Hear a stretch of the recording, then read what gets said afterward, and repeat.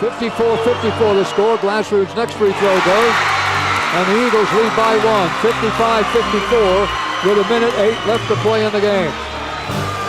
Bryce Alford bringing the ball up court. Will leave it for Kai Loxley in the back court. Gets it into the front court at center court. Goes over to Bryce Alford. Alford looking to put up the three. Good! Bryce Alford hits the three from the right wing to make it a 57-55 game. Cullen Neal drives down, has the shot blocked, and looks like it's going to be a foul on Loxley. The way he's reacting, and he reached in. It looked to me like Cullen Neal was passing the ball. We're going to see if they give him a shooting foul or a one-on-one. I mean, it was amazing to play in front of a sold-out gym every night, playing against one of my best friends, Bryce Alford, and a bunch of other playing with my good friends, Kane, Zach, Tobin, Cam, Molly, everybody. It was just an amazing experience just to be able to play and play the game that you love. They're going to give him two. They're going to give him 2 free throws, and Loxley's fouled out. Kai Loxley fouling out of the ball game. That is the 9th team foul on LaCueva. 57-55 the score. LaCueva leads by 2.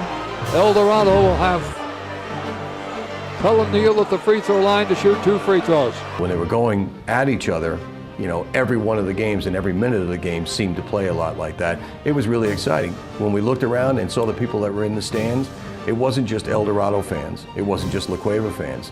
It was basketball fans. They were coming out to actually watch these guys play. Cameron Glassroot still talking to the official about something.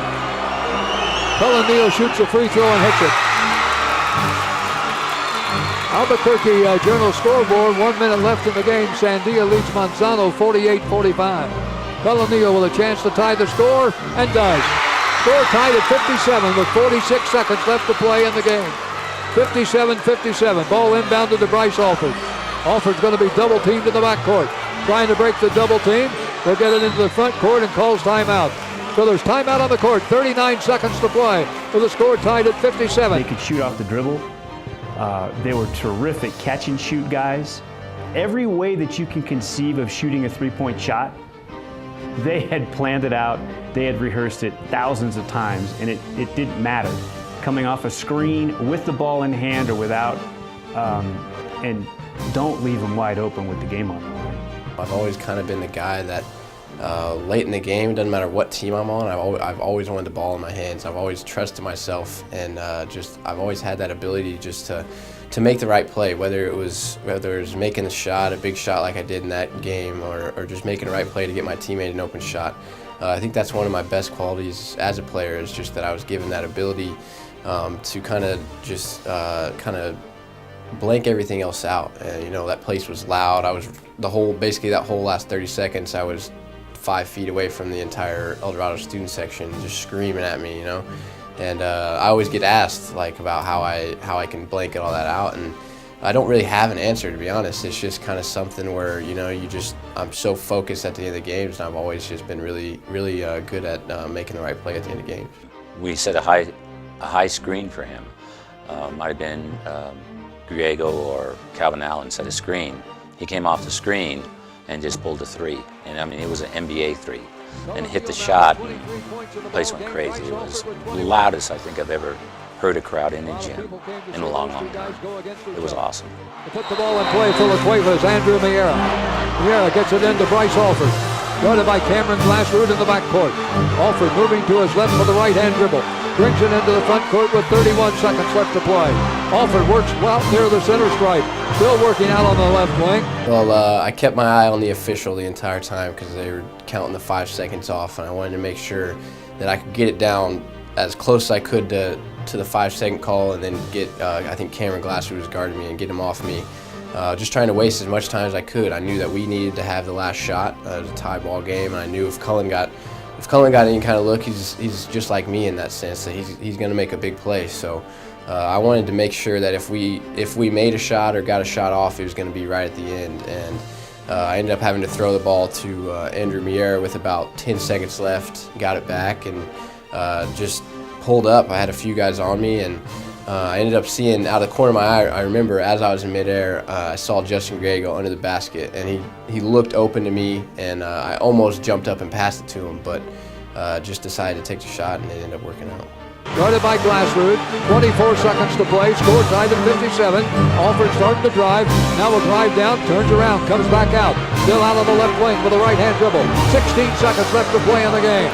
Alford works for the ball, passes across court, gets it over to LaCueva's Andrew Miera, back to Alford. Now 7 seconds left to play in the game. He's double teamed, he puts it up for three. LaCueva's Bryce Alford hits it with 2.1 seconds left to play in the game. Alford hits that three from way outside, and LaCueva has a 60-57 lead, and there is a timeout. It was probably the best atmosphere that I played in high school. It was kind of cool because all the Lobo guys were watching, like the student sections were all packed. I mean, it was pretty amazing. In that game, of course, Bryce hit that tough shot, and it was from 35 feet, so it was definitely a heartbreaker. You know, we should have ran a guy at him or whatever, but I mean, he's pretty deep. He's pretty deep and just drains it, and they win it. Eldorado's ball inbound. The crowd standing here, it's hard to see. They're going to inbound the ball, they feed it in, get it in. Here's a shot, high and off the glass, no good, and that is the end of the ball game. To the final score, the LaCueva Bears 60 and Eldorado 57. My junior year, I think that was kind of my coming out party, was that game even a little bit.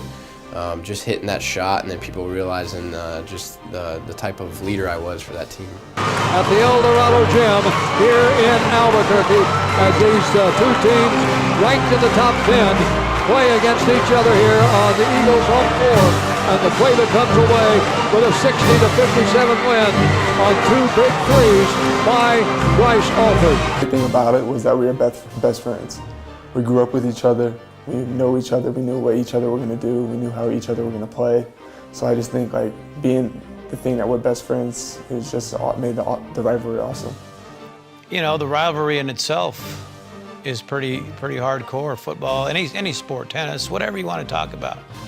But now it's basketball. In New Mexico, basketball is pretty special. And you know, once we were going to get playing them and they were going to get playing us, you could just feel it. You could just feel it. You know, hey, we better pre-sell tickets. You know, these gyms are going to be packed. And sure enough, you know, all 5 games were pretty special. It was ironic. The first time I got to lay eyes on them was I had an AAU team, and Craig Neal was my neighbor. And Craig was at my house, and he said, my kiddo would like to go over to your practice. I had an older team that I was coaching, and they went to practice, and there was Bryce and Cullen, and it was not a major practice, we were getting ready to go to the Nationals, that team was. And Bryce got in there, I put him in the scrimmage, we had a short scrimmage, I put him in. I remember both of them tried to hang in there with those kids. They weren't fearless. Bryce took a shot, it was blocked. I said, wow, he was a 7th grader, I believe, at the time. And I didn't even know it was Steve's son. I thought it was just one of Cullen's friends. And he took a shot, got a block, took some more shots, and actually hit a couple, and Cullen got right in there too. It was amazing to see him, and I knew at that stage or juncture, these two were basketball gurus. They were right there, and they were gonna really be able to have a career in basketball. You could just sense it. My first experience with them, they took us to the championship game of the U.S. Games, and we lost to an undefeated team out of Dallas in overtime. And so you could know at that time those two were pretty special. In fact, they just played really, really hard basketball, and it's just to see how they just mingled right away with total strangers. They hadn't practiced with us enough.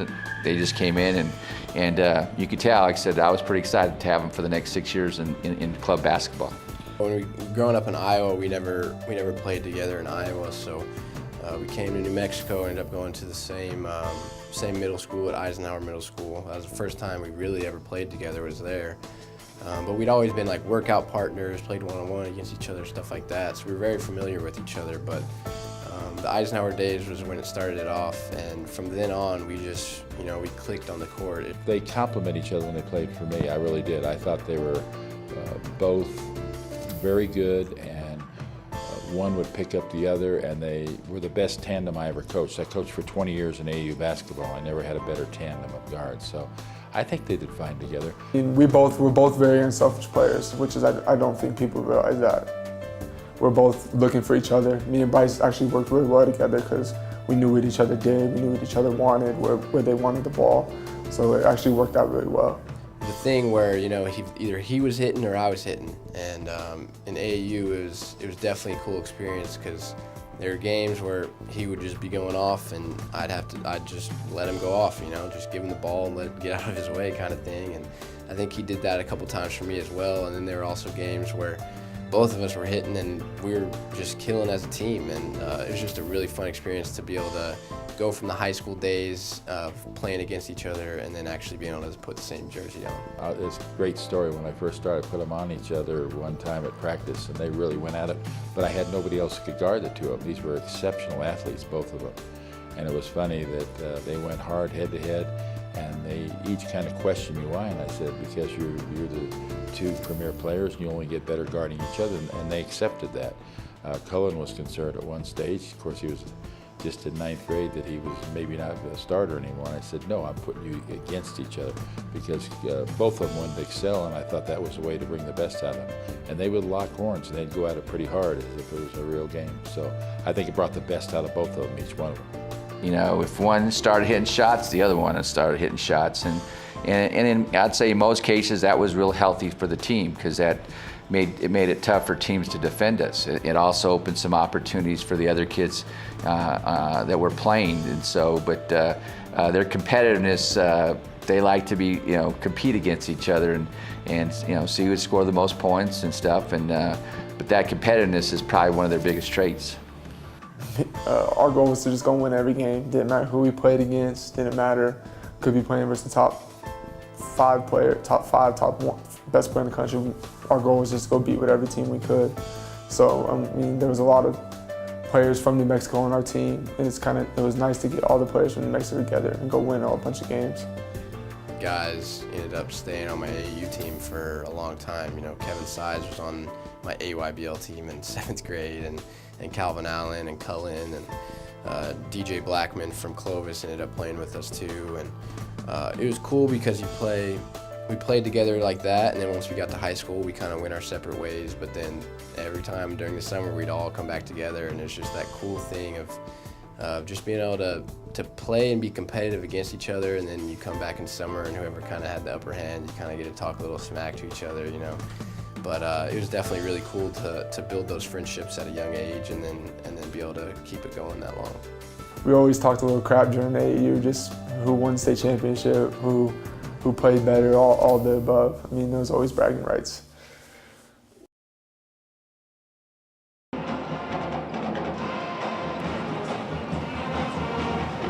Welcome back inside University Arena. It's the final game of Championship Saturday. It's the 5A boys title. It'll be decided here tonight. Along with Adam Deal, Steve Davis, I'm Robert Portnoy. It is a clash of two 5A heavyweights. El Dorado, the 5 seed. La Cueva, the 3 seed. It's a grudge match, a rematch. It is the rubber match. These teams played 4 times during the regular season. Each team won twice on the other's floor. They're playing the best. They've been the best throughout the year, in my opinion. They've shown it here on this floor over the last week, Steve, and now they clash with a state tournament title on the line. All the history at La Cueva. Frank Castillo looking for his 6th state championship. All the history at El Dorado. Roy Sanchez looking for his 3rd. Whoever wins tonight, these two schools have combined for 6 of the last 10 big school titles. It's going to be an awesome show. You know, I was on the call with Robert Portnoy, and we were thrilled out of our minds because, I mean, we knew it was going to be a packed house in the pit. It was packed all season long. This was the 5th time that these two teams were going to match up. They're arch rivals. I mean, they don't like each other. That's just how it is. You know, La Cueva and El Dorado doesn't like each other. I think there's 12,000 plus at the pit. And, I mean, these two couldn't have put on a bigger show. That was, I mean, probably the biggest moment in the entire rivalry was, it was crazy. You couldn't have pictured a better state championship game, you know. I think it was just literally the perfect scenario. We were 2-2. Nobody had won a home game. We won both at El Dorado. They won both at La Cueva. They blew us out, I think, twice, and we beat them pretty good in the district tournament. But then we had the close game there, so. It was 2-2, and then it was going to be a neutral court in the pit, and we knew it was going to be packed in there. We had, I don't even know how many students, but they went all the way up to the top, just like they did for the UNM games. So it was a crazy atmosphere, and the build-up for it was pretty crazy as well. And then it ended up being a great game as well. You know, a lot of times when you get to the 5A state championship game, what you have is whatever two teams are there, you've got the fan base of those two teams, which includes maybe several generations of people that have been following that school, you know, for a while. But pretty much everybody else, it's been a long week. Everybody else is kind of packing up and heading home. Not for that game. You had people that were, 1A teams that were, 2A teams that were hanging around and packing the pit to watch that game. Because I think that everybody sort of had a feeling that that these two were kind of special. They're going to go on to do something else, and somehow you felt like you were going to be a little bit part of history if you were actually watching what they were doing. Everybody wants to talk about the, I remember when those guys were in high school, when we know that we'll probably be seeing these guys maybe at the pro level in the future. I brought my teammates together a little bit, and I was like, this is a big deal. Other than, I think Justin Griego, I think he was the only one that was on that freshman team when we won state with me, so the rest of the guys had never been in an atmosphere like that. But playing in the games earlier in the season against El Dorado definitely prepared us for that kind of atmosphere. And I just brought the guys together and I told them, just enjoy this. This is a once in a lifetime opportunity for most of us, and just to be able to go out there and play in front of this many people and play the game that you love. No matter what the outcome is, obviously you want to win, but no matter what the outcome is, it was just going to be a great experience. I thought the one thing I thought was we got to win this. It was for all the marbles. We knew, of course, we knew each other, what each other teams were going to do, so we just had to go into the game focused and be prepared to win. You knew that they both were up to the challenge of all the hype and able to respond under the pressure to have quality performances and make the game unforgettable, and it exceeded everything that we thought. It was off the charts. The control of the tip goes to El Dorado in their road blacks as the lower seed, trimmed in burnt orange. The home whites for La Cueva, trimmed in the silver and blue of the Bears. It's happening. The 5A state title game is underway. This is Winters in the corner. Kick it into Treadwell and kick it out for Glesroot 3. He hit a 3 in the semis in the win over Clovis. Went for 18, his best game of the year, and he starts with a triple from the top of the wheel. Second one spins out on Clark. Rebound cleared by Lee. Neal loves the transition. 3! Cullen Neal with the 3-ball. 5 threes and a 28-point performance in the win over Clovis 2 days ago. It was a rough start for a whole team in that game. I think we started down, if I remember right, 8-0 or something like that. They came out hot, hitting shots. I know Cullen played really well in the first half. And they had a lot of help from their role guys as well. I know Kane Martinez came in and hit a bunch of threes, and Cameron played well, Mark played well. They just had a lot of things going for them in that game, and we started out really slow. Go El Dorado's way, and Frank Castillo and the La Cueva Bears need an early timeout. We'll take it with them. Came out to a good lead. We had a good start. We had a great start, actually. Some guys stepped up, hit some shots. Cullen found some guys. He's one of the leading assist guys in the state of New Mexico. He always could get to the free throw line, but he got some guys going. He had Mark going and Cameron going. They both hit a 3 to start the game. We talked about it. Clark with 2, Kubitsky with 3. Winters open to the corner. Good look at a 3. Got it. Oh, big, high, arcing 3-ball for Mark Winters. Did we mention that El Dorado has their own role players as well? Mark Winters would be a star on any other team. Their season that year in District 2 was unlike anything that we'll probably ever see in our lifetime. In high school basketball in Albuquerque, that was the pinnacle. Granted, don't get me wrong, their senior year's phenomenal, but I think the two teams, El Dorado and La Cueva, overall, the cast around Cullen Neal and Bryce Alford when they were juniors were better. Yeah, I mean, we had Justin, who was arguably the biggest guy in the state. Calvin Allen coming off the bench. He was another big guy, and I'd been playing with him since I was little. Since I had moved to New Mexico, we'd been on the same AAU team. So me and him were really comfortable, knew how to play together. Aaron would always come in the games and make shots. I know in that game he made a lot of big shots for us. And then Kai, I think that was one of the biggest things that hurt us my senior year was him moving. That was, I think, one of the biggest things that hurt us because he helped us so much. He helped me relax a little bit. I didn't have to bring the ball up every time. So he gave me a lot of pressure relief in the back. Loxley wants 3, right wing, got them all! Oh, Cam was steady, heady. He was a great point guard that year. He controlled our team. He made all the smart plays. And of course, Mark, three-point specialist, could really shoot the ball, especially when he got going. So they were a big part of that championship run. Skip pass from Neal to Glasrud, and Chandler will back it out. Bruised spleen had him out for the first half of the year. He's looked great here toward the end of the schedule. Winters, second 3. Push the 3 fingers up in front of the face as he gestures to those thunder sticks in the El Dorado student section. Martinez looking at 3 from the right corner. Yes, sir, off the bench, red hot. Kay Martinez is one of those players we talked about, another X factor. I mean, he comes off the bench and he could do that all day long for El Dorado. We had Justin Griego and Calvin Allen. And, you know, Justin went on and played football, and so did Calvin. And then outside you have, you know, Kai, Bryce, and Kabinski. And that's a pretty good team. There's some really, really good athletes. And they proved it by the season they had. 9-point edge for El Dorado, inside of 50 seconds. Kabinski's first try. Oh man, has he been on fire in the state tournament, and he continues his hot shooting ways here in the final. It was what you wanted to see. It's what we wanted to see. You know, of course, the surrounding roles of the players were great. Take, finds Brazier in the corner, back out to Glasrud. Now Neal at the top of the wheel. Sliding inside, the teardrop. Cullen Neal, he has 9. Tragic if it happens again here in the state tournament final. Wow, that would be big. Martinez just picked up his first foul as far as the scoreboard is concerned. Cullen Neal, a nice step-in jump shot. Put his team up by 11. Neal has a baker's dozen now. Alford with a nice leaner from the left baseline. Third field goal for Alford. No triples yet. He has a lead. Grab that rebound over Allen. Loose ball comes out to Glasrud.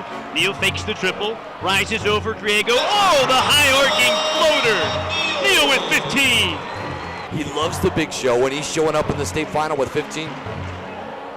Alford wants that first 3. This one goes. Big time in that game, and he was big time all the time that he played for us at La Cueva. I can remember him hitting some shots, hitting some threes, you know, driving to the basket. Everybody always remembers the threes that he hit, but he also distributed the ball. Like you said, he had 7 assists, and he was getting the ball inside to, you know, Justin Griego, and Justin was scoring. Or was kicking it out to Kabinski, and Kabinski was hitting shots. So, you know, he just had a terrific game. Key pass, will shoot the 3. Kabinski, third triple for Aaron Kabinski, and La Cueva's within 5. It was a neat environment. It was fun to play in. I don't know if any of those kids will play in that kind of an environment ever again, unless they went on to college, which, you know, we know who did, and they're getting those opportunities, both Cullen and Bryce. It was just a great rivalry. I mean, it could have gone either way down the stretch. La Cueva weathered the storm, and they're right in it. El Dorado had a double-digit lead early, 35-34. El Dorado, great second half coming up. It was amazing to watch them, and it was they both, Bryce with 39 points, I believe, and Cullen up there with 30-plus points. But they went back and forth, and it was just a chess game, so to speak, to see who would go forward. But they brought the best out of both of them, and it was a great game. Too bad there had to be a loser in that game because they both played well. And yet, in fairness, if you look at that film, they involved their teammates when they had to too. I mean, a lot of people thought they were the only ones that cared about scoring. They didn't. Both of them would involve their teammates. And throughout the season, you'd see that. Cullen did it several times, continues to do it, and Bryce, as a point guard, could distribute as well as anybody. But at the end of the half, I think we were only down a few points, maybe 5 points. So we weathered the storm at the beginning, but second half, I told myself at halftime, I was like, my team needs me to go out there and have a great second half. And I hit a few shots, and as a shooter, you want to see your first shot go in. And a lot of times when it doesn't, sometimes it takes you a minute to get going. And I think in that game, that's what happened. But then the second half, I made a few shots and got going. Clark all alone in the middle. Clark with a kick out. Kavitsky wants his 4-3. Yes, sirree! The game, one of the biggest state championship games I've ever been around. I mean, it wasn't sure what team was going to win. They were pretty both competitive. They had, they played, 4 or 5 games during the regular season, real competitive games. Both pretty talented teams. They both had some good role players, and I just think. The El Dorado supporting cast was a little better that year. They were battling. I mean, those two battled to the end. Alford scored 15 in the first, and he was cold. He's not anymore. Step back, free throw, circle J. Nothing but net. Place is hot. Oh, look at Alford cradle that ball to protect it, and then score. He has 19. It was cool, it was kind of one of those things where I could guard him as best as I could guard him, and you knew that he was gonna make a shot. When both of us get hot, it's tough it was tough for people to stop us when we got hot, I feel like. And in that game, I definitely remember a time where I think I was guarding him, he might have been guarding me, and we just kept going back and forth. And it's almost something you gotta laugh about in the middle of the game. You're just like, God, he's right there. He's doing the same thing I'm doing. So. He was matching me, and I was matching him pretty much the whole game. Well, I knew, and my teammates knew, if we didn't answer him, we wouldn't be able to win the game. So we had to keep scoring, keep trying to get stops. So that's what we did. We just kept answering, and finally, I think they took like a 7-point lead, and then we ended up coming back in that game.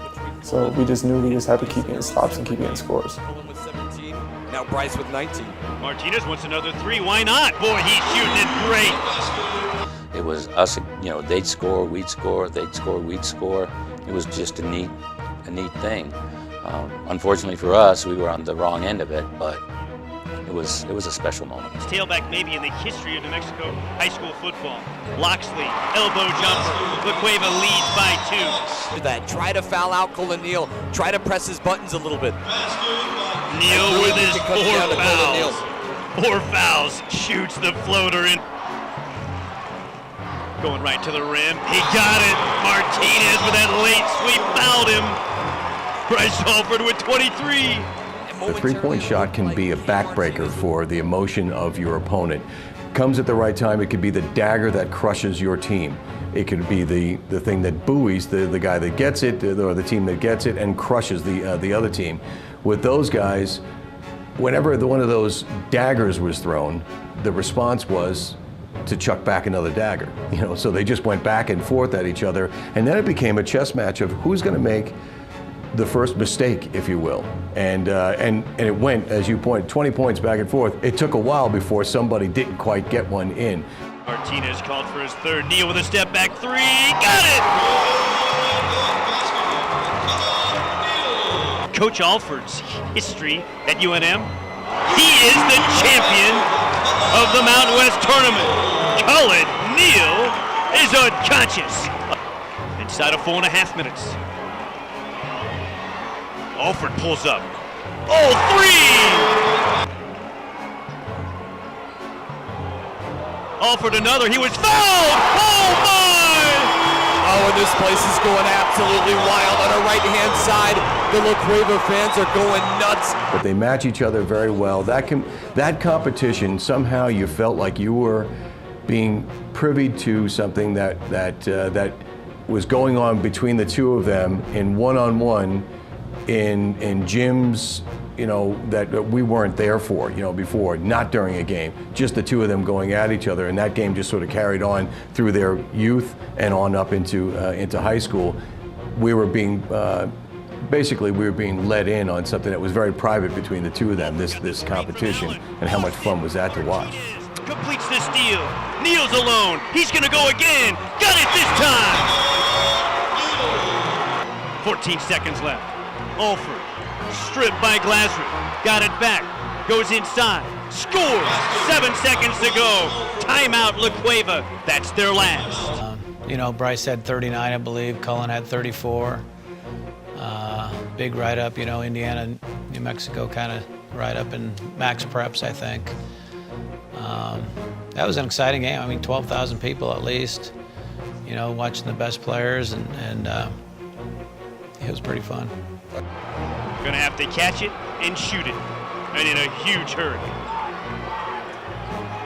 Alford will get a shot off to tie it.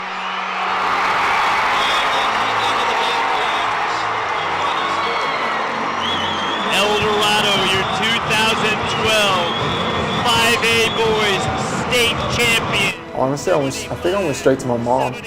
Personally, I think that's what I did. I went straight to my mom and gave her a big kiss. And my dad was there because they're at the Mountain West Conference tournament.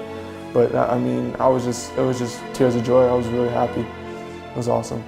That was probably the toughest loss, other than probably my senior year against Cruces. Obviously, my last game where we lost. That was probably my toughest loss. Just coming that close and knowing how big of a game that was, just not only to us as a team, but our entire school. I think our entire school was really amped up for that game, and there was nothing our entire school wanted to do than beat our rival. And being able to go in that game and then have it be that close of a game and come down to the last shot, even the full court shot, you know, to have it come down to that is just that was a tough one to swallow. That's for sure. So to see those teams play 5 times in the same year, that's one of those things that just as a fan, you talk to your kids about when you're old and gray and granddad or whatever, grandkids and your kids. You talk about you will not believe what we were treated to that year when those two teams played each other 5 times and every game was like a war, and the level of basketball. I've never seen anything like it. And the turquoise blue trophy in the centennial season. The El Dorado Eagles in the black and the burnt orange hoist the trophy, #1 in 5A. What a moment for El Dorado.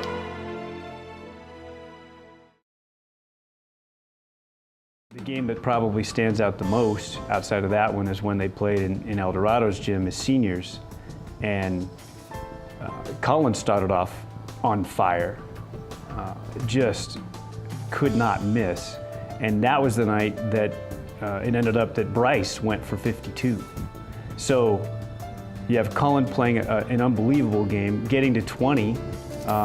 Bryce was just barely in double figures when Cullen reached 20, but before the game was over, Bryce had scored 52.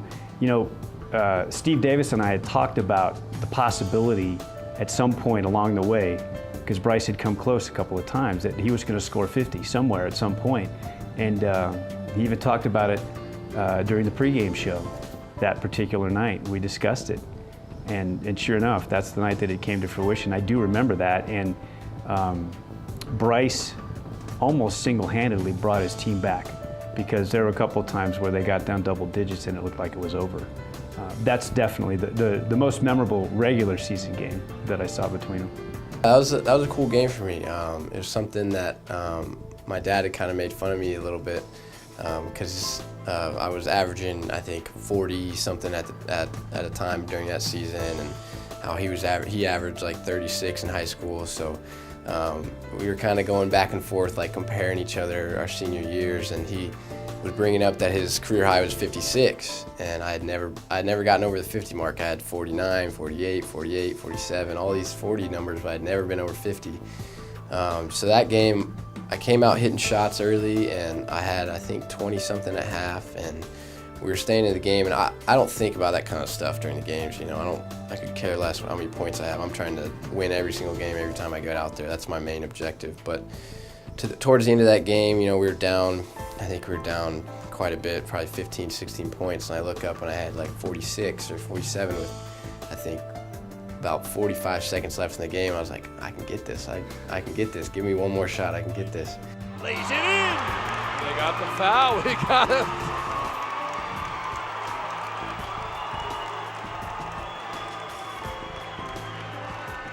And I think I actually got to the line and I had 49. And I remember my dad being up in the stands. I looked up at him And I had 49, and I was like, all right, one free throw. I mean, I shoot 80-something%. This is easy. I got 50. At either 50, which is what the scoreboard would show him, or 52 in my book. And I missed that free throw, and I was like, oh my gosh, I'm gonna get 49 again. And luckily enough, I got one more shot and ended up making a 3. So it was a cool experience. 52 on the board. I have for 54. Either way. Nick Pino ended up actually coming down and presenting me with a ball that had his name written on it with how many points he had in the year he set that record, and then mine and the new record. So that was one of the coolest gifts I've ever received in basketball was being able to be honored with that record, and then for him to come down and 7-footer from New Mexico being able to come down and give me that ball. I still have that in my room, so it's really cool to hold that record.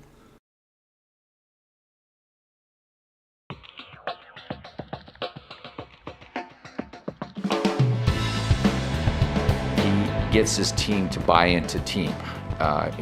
He's got the special leadership quality. He did it in AU. When Bryce talks, his teammates listen. And that doesn't happen very often. And I think the La Cueva bunch that year, his fellow teammates just bought into that he was going to be the leader. He was going to be the man, and they all had to do their role. One of the main events now is upon us. It's the boys' final. It pits the La Cueva Bears under their fine head coach Frank Castillo, riding a 10-game winning streak, coming off a 45-point effort yesterday by their superstar guard Bryce Alford, and an upstart number 9 seed, Trisco Heritage Jaguars. The most spectacular performance as an individual that we watched him was in the Metro Championship that year. That was against the Trisco Heritage Academy, which had this incredible, super quick team. Coach Adrian Ortega, really coaches and makes great basketball teams, and so they were hot, and they were hot from the beginning of the season. They're going up against La Cueva, and they're going up against Bryce Alford's La Cueva team, and no slouch on the other side. Frank Castillo is the head coach for La Cueva Bears. He's pretty darn good coach too, with over 500 wins. So this was a great matchup between these two teams. Extremely quick-paced game. The Trisco Heritage team was not a physically very large team. A lot of guard play, but fast and guys that can get up above the rim. Quick 3 ball from the left wing. That's a great start. Now Joe Brooks, 15 against Sandia yesterday, including 3 threes in the first half and 16 on Wednesday against El Dorado. A little twist right there, La Cueva coming out, and what a pass by Alford to Clark. Jordan Clark finishing. Alford looking to get teammates going early on. There's another one where we were kind of underdogs going into the Metro tournament, and so was Trisco. Trisco came out of their side of the bracket, beating El Dorado and a few other good teams. So we went into that game, and we had already beaten them once, so we had some confidence, and we got all our guys back from a couple suspensions, and we played well as a team, and when your guys are making shots, I think that was probably one of the best team games that we played that year. Unbelievable game. Trisco Heritage knew he was going to be the man. They were going to double team him. They were going to do whatever. But what he did in that game, I think he had about 15 or 16 assists in that game. Just made big shots. And Trisco Heritage was really hot. I think they were the hottest team going in. I thought he was a beast on both ends, rebounding, and there is a turnaround, fall away, 18-footer with 2 feet coming down behind the line. How do you defend that? Brooks wants another 3, and he answers right away. Joe Brooks with back-to-back triples, 6-4 Trisco. Barella is a 5'10", 150-pound junior. He has just entered the game for La Cueva. There's an Alford 3 in the corner, and that was a beauty. Alford, that's just too tough. There is no way to defense that shot. We watched him where he would be driving, and you knew he had the shot, but he had a player on his team that was open, and he would dish it to him at the last second. Now, some people go, why did he do that? And sometimes you could see that what he was doing is, it's not about me getting my points. I gotta get everybody involved in the game. So he'd dish the ball off, and he'd start to build the confidence of his teammates, because he knew that as the game went on, That's what he wanted. He wanted somebody that was actually playing still with some confidence. He was going to need those points because ultimately teams would start to adjust and they start to throw 2, sometimes even 3 guys on him. At that point, you got to know that you can dish the ball across. Hit that shot when he's left free for the Jaguars. Alford going baseline. Oh, look at the lead for Cal Allen. Allen has 8. Alford's doing everything right now. They played a great game. They played us all the way to the end, and it was still close at the end. I mean, we had to pull it out. But there's a stretch there where in the third quarter, Bryce must have come down and hit, I don't know how many in a row, but I'll say 3 or 4 threes that were deep. And it kind of took the wind out of their sails for a moment in time there. That's what I remember about that game. I mean, he was just terrific. LaCour's first basket. They were down by 10 just a moment ago. Step back 3 for Alford, and 1! Oh my! Waukee stepped in after LaCour went to the deck, and a chance for a 4-point play for the impeccable Bryce Alford. That's a basketball cycle. I love it. Alford, oh my, that's about 27 feet out. Goodness gracious. The night before, he put up over 40 against Volcano Vista in the semifinals. Fantastic performance. I think he put up 40 in the quarterfinals before that. This time, he even better. 36 points, 16 assists, 12 rebounds, a triple-double, and he made it look so smooth. I think he didn't have many points in the first quarter, and there was this moment that everyone will remember. He hits a 3, goes down the other end, gets a steal, and he can go in for a layup, and he just pinpoint stop on a dime, top of the key, hits a triple, timeout to Trisco Heritage. Another 4 in the third for the remarkable Alford. It's a 12-point lead for La Cueva just like that, and that's what he did. I mean, he could turn games like that with the 3 ball, and it's a special moment. And his 16 assists was something, for every 3 ball he had or every tough bucket, there was a dime to go with it. And it was one of those memories that everybody got to see. It was a show. You don't want him to call timeout. You just want to keep going. It's kind of one of those things where you just want the ball in your hands, and it's just something where the hoop just feels like it's 10 times bigger. And you get in a groove like that, and it's a lot of times it's just like if you get it off, if you give me any type of space, I have the confidence that I'm going to make it. And you get the confidence like that when you have that kind of confidence, and when your team needs you and your team's really relying on you, then you start making shots like that. It's a good feeling. But last night was unbelievable performance playing as the center. A teardrop rolls in. Alford with 27. I was thought that, and he was celebrating before it all happened too, so I knew that he. Look at this turn. Make it home. That's old school right there. Use the square. Alford with 32. He did things in that game that really showed us what a team player that he is. That was probably, and we'd seen some great passes from him before, but probably the single best pass I ever saw from him was in that game as he comes down, critical point in the game. They need a score to try and move ahead of Trisco Heritage, and not just to get ahead of them in points, but to stop the onslaught of what had happened. Trisco Heritage was starting to pound the points on, and the momentum was on their side. And he comes down, and he's got guys that are lining up on him, and he has to make a pinpoint pass that he made was a no-look pass. He looks to his right, and he fires a shot through, down low, hits one of his guys underneath, but it had to go past probably all 5 of the Trisco Heritage players to get there. But it was moving so quickly. His player was expecting it. There it was in his hand, up and in for 2, and you could just see the spirit of a Trisco Heritage drop.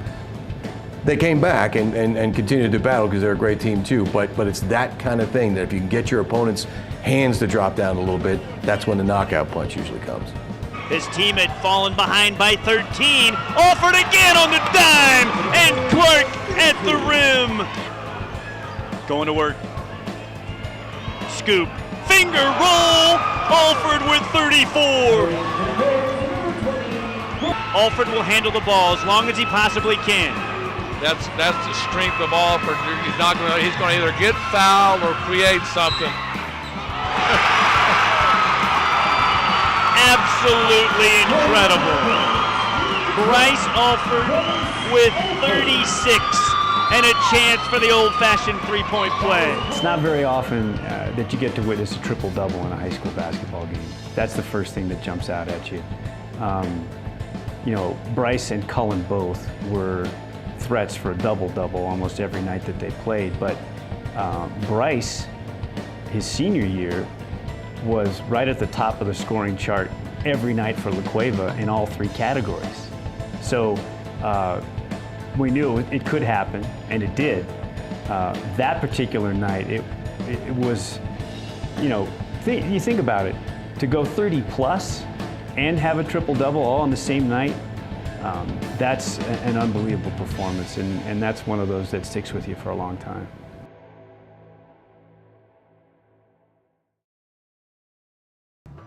Back inside the gym on the campus of El Dorado High School, they sweep rival La Cueva.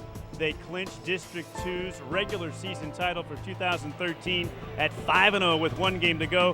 One of the stars of tonight's game for El Dorado is Cullen Neal. He's alongside Cullen. Congratulations. Fantastic performance, man. And, you look like you've sacrificed a little bit of your scoring this year from the start of the year to make this team even better than the state title team from a year ago. And now you've dialed it up in district play. Tremendous performance by your guys tonight. Yes, sir. Yeah, I mean, everyone played well. Zach Lee, Kane, Tobin, everyone. I think we had 5 guys in double figures, so it was a great team effort in the victory tonight, so it was nice. Honestly, we thought nothing less of a state championship. Sometimes we got a little arrogant. We probably shouldn't have, but that was the main goal, is to get another state championship. And this rivalry, I know it's sweet to sweep them in the regular season. Oh yeah, I mean, it's great. I mean, we played them 5 times last year, so this time maybe we'll only play them 3, so it's actually a great thing now. Well, you might only play them 3 if you see them in the district tournament, but then you never know. Maybe in the state tournament again as well. Yeah, so it could be 4 times. I mean, it's a great rivalry. I also think it's the best in the state. So I mean, it's crazy. It's crazy. Yeah, how about the atmosphere in this gym tonight? Oh, it's crazy. I mean, both student sections were awesome. La Cueva's and ours. So it was a great time. It was a great fun experience. I mean, it was amazing to play in front of a sold-out gym every night, playing against one of my best friends, Bryce Alford, and a bunch of other playing with my good friends, Kane, Zach, Tobin, Cam, Mark, everybody. It was just an amazing experience just to be able to play the game that you love. I watch you guys run the break, and it looks like choreography out there. It seems like everything happens so naturally, but I know you guys are throwing outlets and running the break without ever putting the ball on the floor thousands of times, in the gym. It's just so fun to watch. Oh, it's awesome. I mean, we played with each other for like 4 years now, so we know each other. We know what each other can do, so it's just a great chemistry we have with each other. And the setups on the alley-oop dunks for Zach Lee, that's got to be fun. Oh, it's awesome. We've been practicing for 3 years, 4 years now, so it's finally getting put to use. Steve Davis, the Provia president, mentioned about a possible scoring record down the line, and you and Bryce Alford, your good friends, sort of fighting down to the finish here at the end of your senior seasons. Is that something that's in the back of your mind? I know the team goals are up front. Oh, not really. I mean, of course that's awesome, but I'm really just trying to win another state championship. I mean, that's the most important thing to me. Losing to Clovis in the semifinals of my senior year, I had a chance to hit the game winner and rimmed out, and then I fouled out in overtime. That was probably the toughest 3 minutes I've ever had to watch. This was senior night and a special night, and I was thinking about the possibility that you guys could wrap up your senior year as back-to-back state champions. Yeah, I mean, if we do it, it's awesome. I mean, I got to spend it with my mom. I went up and hugged, like, pretty much my aunt and uncle, Coach Alford and Tanya, so it was an emotional day. It was awesome. How proud must your dad be tonight, too, as well? He's really proud. I mean, one of the few times I see him cry tonight, so it's pretty awesome. All right. Way to go, Cullen. Thank you. I appreciate it. Cullen Neal of the Victorious Eagles. Steve will join me to wrap it up when we come back on ProViewNetworks.com. Good evening. We welcome you to El Dorado High School. You're watching ProViewNetworks.com. I'm Adam Deal, live for a big one. Las Cruces comes to the Metro City to test themselves and the El Dorado Eagles. The Eagles 8-3 on the season. Las Cruces Bulldogs 10-4. The Bulldogs come in with 4 starters returning from last year, and tremendous so far with number 14, Joseph Garza, number 32, Gilbert Segala, number 40, Trevor Noel, and the big-time player inside-outside, Kai Williams, number 42. All dynamic players that can shoot the basketball and guard as well. On the other side for the El Dorado Eagles, of course, they're led by Mr. Basketball from last year, defending state champions, and helped them run to it, averaging over 32 points a game. Cullen Neal, also Kane Martinez, the electrifying senior who could go to the basket and shoot it from anywhere. And underneath, the big guys, Zach Lee. All great players for this El Dorado Eagle team, folks. A test here at El Dorado High School when we return at about 5 minutes tip-off time You're watching Pro V Networks. It's a great place to be seen.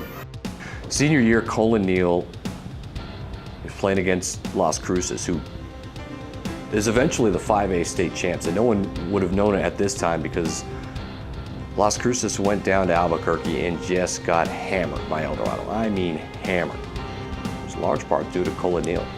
I mean, when you get going, it's the best feeling in the world. If like you're in the zone and you just feel like everything's gonna go in. So I was obviously in the zone and it felt good. And our main goal as a team was to go in there and beat Cruces pretty bad because we were on a mission. We were on a mission to go win the state championship. So we knew we had to send a message by beating Cruces because they were top 5 in the state. Cullen gonna stop, three-pointer, yes. And you don't want him to get hot, and they call it a 2-foot on the line. Cullen Neal with 5 points. He'll get a high screen from Gentry. Cullen splits him, a little floater in the lane, yes. Always looking for him. Everyone wanted to go see him play, no matter who he played. Everyone wanted to shut him down. A lot of the players wanted to make a name for themselves by shutting those kids down and by being challenged themselves. And for the most part, they couldn't, especially one-on-one. On the near side, back out to Martinez. Cullen straight away, top of the key for 3, yes. Splash, nothing but the bottom. I believe he had 35 points, and Las Cruces had like 31 in that half. He was unconscious that game. I mean, he was driving to the basket. Everything he threw up, I think he threw one behind his head and just it went in. Another turnover. It's his 6th. Cullen Neal, right elbow, 3, yes. Cullen Neal with a little chest bump, and why not? Cullen caught fire. He dropped 6 threes in that game. He caught fire, and he's one of those players that will feed into the crowd. And the Las Cruces crowd was giving him trouble all game, and Cullen had an answer to it, and that's the way Cullen played. Jump stop, killed it! And you can't stop him right now. When fans are rooting against you, when you have your fans rooting with you, it just makes everything more fun. It makes you get more into it. I mean, the game of basketball is supposed to be fun, and that's what it does. It helps it out. That is Lee. Hands off. Neal's got a 2-on-1. Neal going to go the distance, finger roll up and in. So Cullen Neal with 29 points a game high. He's been tremendous. Cullen going to go all the way. A little shake and bake to the rim. But Gentry quickly up ahead. Dalton, hands off. Neal off the backboard and in. He's as a player that plays with a lot of flash. So just by the way he plays, he's going to draw a lot of attention to himself, and he's animated. You know, if you're an animated player, you really expose yourself basically to the opportunity. You're almost inviting the audience in to do that. It's a double-edged sword. You know, sometimes people would turn on him and they would make it, oh well, he's he's selfish. I think he's just a player.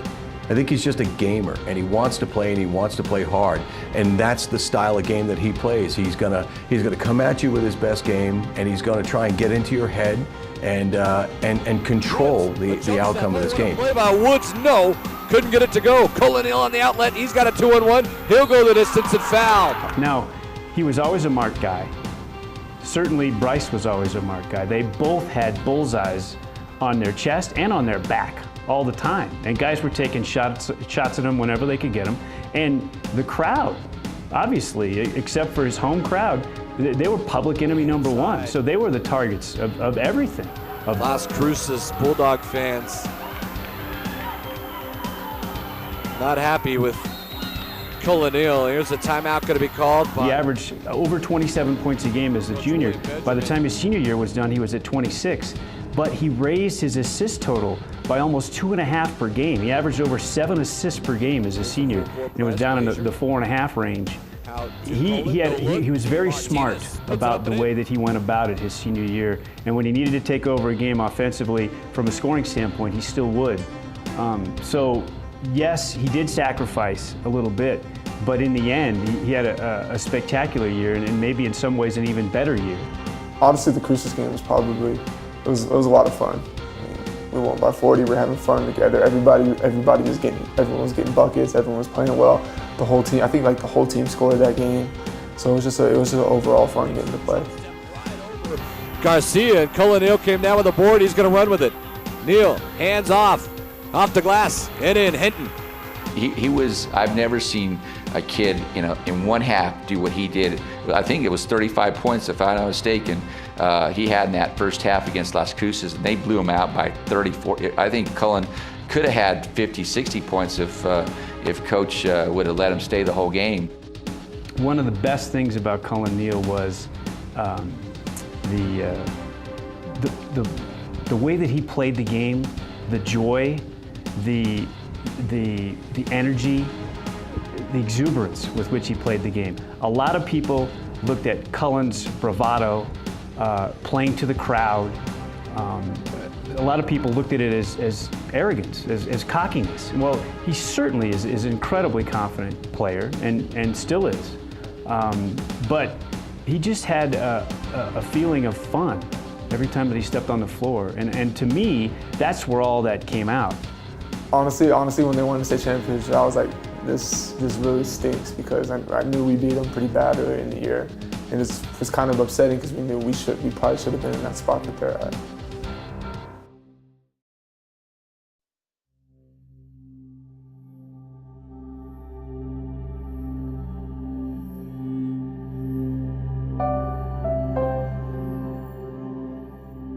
Their final appearance as high school players in Albuquerque was a pretty special night as well. And I just remember the Albuquerque High Gym being absolutely packed to the rafters. And in fact, that was a night where, without the connections to ProView, it was probably a night I never would have gotten into the gym to get a chance to see them play that night. Because there were folks from the entrance to the gym, through the corridor, out the hallway. Coach Garcia, Doug Dorme, that night they had their hands full dealing with that North-South All-Star game, because Bryce was back in town, and the two of them together, Bryce and Cullen together, and then the first thing that we noticed in the gym was that in the top right corner of the gym, there was Coach Alford. Coach Alford had come back to town, and he and Coach Neal were smiling and just looked like really proud dads. And here you go, Bryce Alford for the North team, and his father, Steve Alford. And you hear a lot of cheers, vaguely some boos for reasons why it's Steve leaving to UCLA, but there is no doubt about it, one of the best players ever to step foot in the state of New Mexico. I was lucky enough to coach the All-Star game that year, and Bryce and Cullen and Zach and Kane were on my team, and they all started, and that game was packed and sold out, and people were sneaking in the back. People weren't in on time because they wanted to see them one more time in high school. That was early August, before their freshman year of their college careers, and they wanted to put on one more show, which was kind of special too. Colorado High School, one-time Player of the Year, a state champion, and a very decorated player with a big standing ovation with his father, Craig Neal. Head coach of the Lobos, Cullen Neal, listed at 6'4" at El Dorado High School, was coached by Roy Sanchez, and one of the most decorated New Mexico basketball players there is. That they knew that this was the last time that their kids were going to have a chance to play together in a situation like this. We were just how fortunate cool to that have him was. on the Steve Davis show. Cullen's mother and his brother Dalton Neal alongside with him. What's the legacy? I think that kids that watch the NCAA tournament, for example, need to watch Cullen and they need to watch Bryce and go,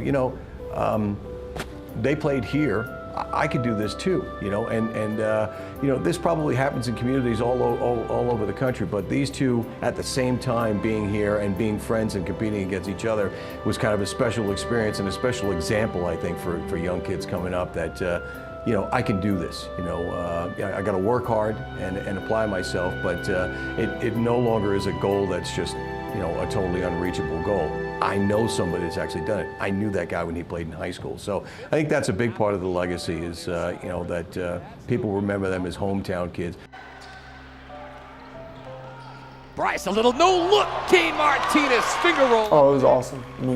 Me, Bryce, Kane, Zach, a bunch of other guys. We played AAU basketball together, played travel basketball together, so it was kind of like a little homecoming. It was just really nice, and we're all best friends, so it was a really nice experience. And it kind of stunk too because I was sick during the All-Star game, so I mean, of course I wish I wasn't sick, so I probably could have enjoyed it a little bit more because I was kind of tired, I was kind of exhausted, but it was an awesome experience. Martinez, Cullen the other way, got the roll up in it. That was a really cool experience because after our last AU game together, I didn't know if I'd ever be able to play together with Cullen again, and that was something that we as friends cherished a lot. I think being able to be rivals and then in the summer being able to play together was something that we definitely enjoyed a lot. And once that was all over, it was sad. You know, we've been friends for so long, and we just wanted that one last time to play together, and we got the chance to do that in the North-South game, and it ended up being a really fun experience. Now another turnover by the South, and here comes Bryce Alford. A dunk. Alford, put it down with authority. As you look back at his career, from a fan standpoint, that's the only regret that you have looking at it, is that his team didn't play one more game and give him an opportunity to set the all-time record. His senior year will go down in the annals as maybe the greatest ever. Somebody will come along probably and improve on it somewhere down the line, but I can't imagine it being any better. It might be better statistically, but aesthetically, come on. Bryce's senior year was unbelievable. You know, I got asked and interviewed about it so many times right before the state tournament as I kept getting closer and closer to that mark, and I was on pace for it, and we were trying to, like, people were starting to calculate how many games I needed to play and how far I needed to go in the tournament to get to that record if I kept my average up. And it was in my head a little bit, you know, but going into that game, you know, my biggest thing was wanting to win, and I knew if we kept winning, I'd get closer to that record. So it kind of went hand in hand, and unfortunately, I probably fell about one and a half games too short of it, but that's not the worst part of it. Guarded by Williams for three. Yes, that's good. And he's picking up right where he left off here in the state of New Mexico, Steve. You know, that's an NBA three. We've already talked about, the North having Cullen and Bryce and Zach. But that South, don't let them out. They got some players themselves. People are always going to talk about the rivalry and how the gyms were packed and what great players they were. And remember back in the day when Bryce and Cullen were playing, when they were going at each other. I think that's going to be talked about for a long time. I mean, really two special athletes with packed gyms, with rock star kind of deals, you know, with rock star kind of capabilities. You know, just people watching the games. You know, don't count out the South because they got some players. They had that blue trophy and they play basketball. Because I came from the South. Bryce, a little dribble, pull up, triple, and that's good. Three-pointer for Bryce Alford, and he has 8 points, leads all scores. North, you know, we'll get it down and into Buckman and with Bungay and everybody, see if they can. Well, they just give the ball to Alford, let him shoot it. Alford pull up, triple, got it to go. Rattled it home, he's got 11. Gonna hand off straight ahead, Montoya, hickory dickory block.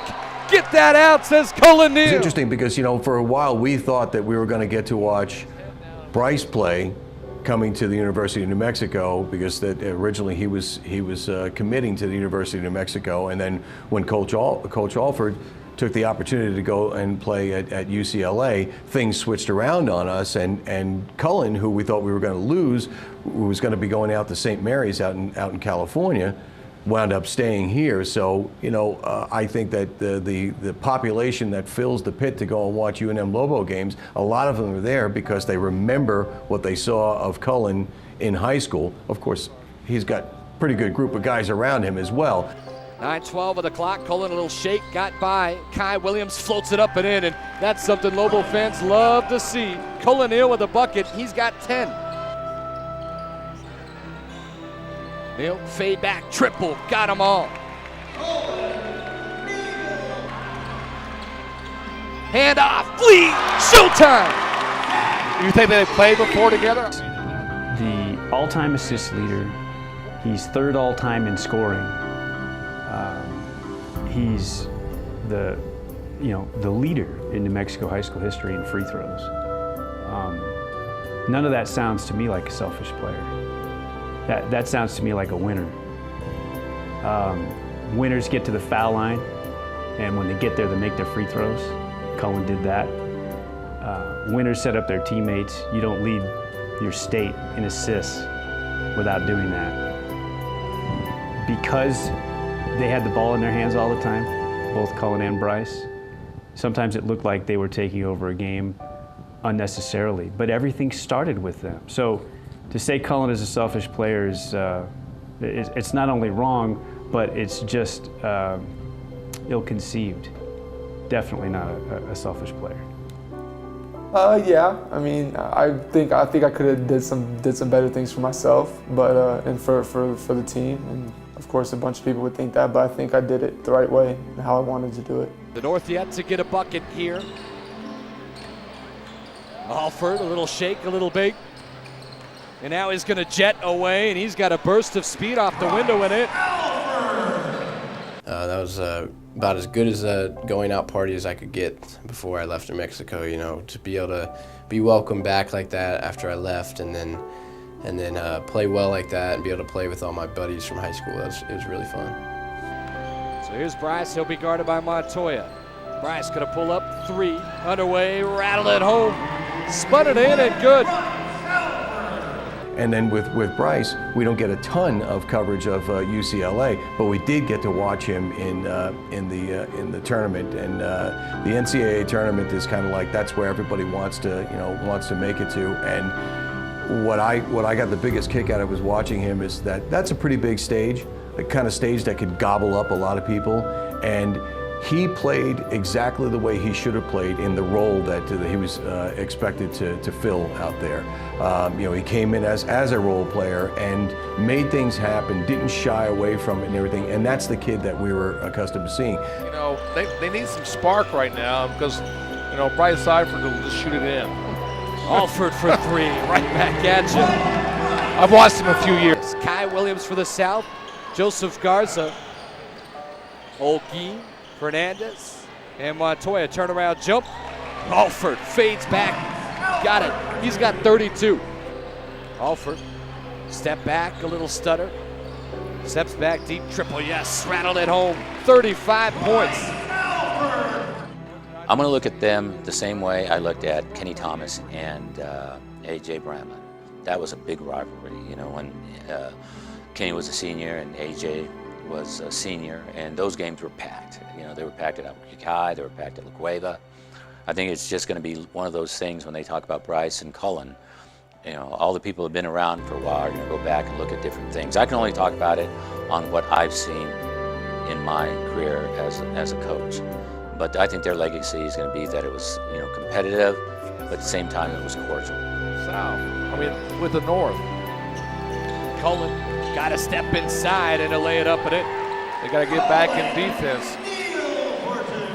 Of course, the goal was to be a great player out of New Mexico. But I don't think at that certain point in time I didn't think I would have did what I did in high school basketball. But that was always the dream and always the goal to do that. Cullen wide open for 3, and that's nothing but money. The legacy I hope I left was just watching great people, watching great basketball, watching great players go at it. Got it back. This is all for deep 3, automatic. Alford, rattle it home. I think down the road, my biggest thing would just be that just the young kids growing up watching me play, coming to watch me play. I think me being able to inspire them to work hard and play the game of basketball with the passion that I played it with, and just to show people how much fun it was to play basketball and to do it well. I think that's my biggest thing, and hopefully I get remembered as one of the better players to ever play in New Mexico. I'd obviously love to have that honor. And an epic. What a night. What a night for the Alfords. What a night for the Neals. What a night for us. What a night for Albuquerque. What a night for New Mexico. To have them back for one final rodeo, and to see their dads, those 2 big name coaches, enjoying it. That was a great night.